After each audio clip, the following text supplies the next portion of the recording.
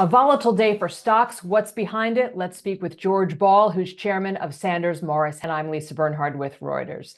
George, as mentioned, stocks have been volatile today, down as we're speaking. I know that there's Mideast conflict is intensifying. We've got the jobs report tomorrow. What do you think is the investor sentiment today? The volatility, the downside of the market, reflects a greater investor awareness of what I would call global conflict risks and the fragility of our economy and others to seemingly one-off isolated events, but things that in combination make you wonder, gee, is the economy, will earnings, are stocks really worth what they're selling for today?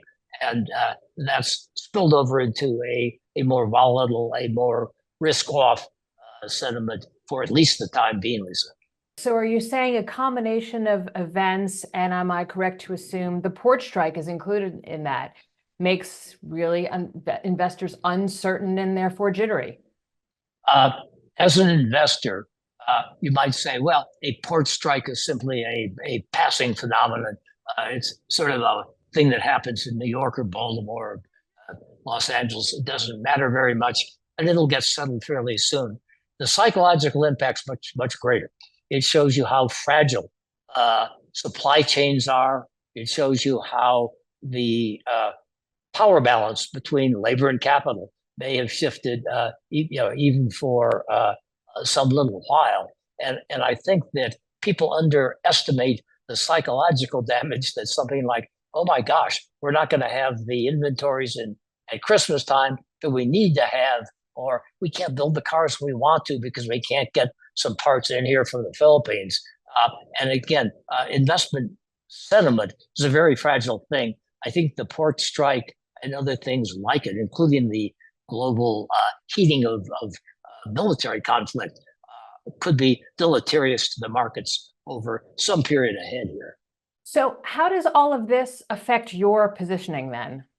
I think that the cautious investor, and cautious investors may be called cowardly, but they often live to fight another day, is going to have a greater allocation to the fixed income markets than they did before.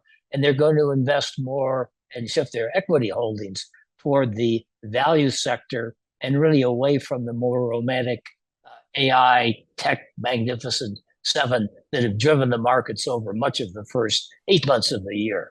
So let's throw in the election as something else that's uncertain that's coming up November 5th. How do you see that playing into all of this? The election is clearly a flip of the coin.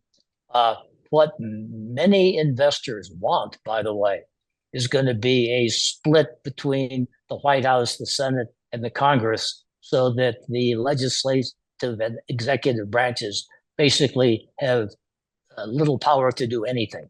Yeah, let's keep the status quo in terms of taxes, fiscal policy, and other things like that. And that may well happen. However, both ex-President Trump and Vice President Harris have plans afoot that would certainly aid small business disproportionately to big business. And again, small business tends to reside in the small cap and leveraged small cap stocks, which is why I think they've been doing better of late, but are still much cheaper on a statistical basis than the big cap stocks or the large tech stocks that have been so strong in the earlier part of the year. So small cap as opposed to big cap, more fundamental business as opposed to romance for the future, may be the right way to position equities for the time being, Lisa.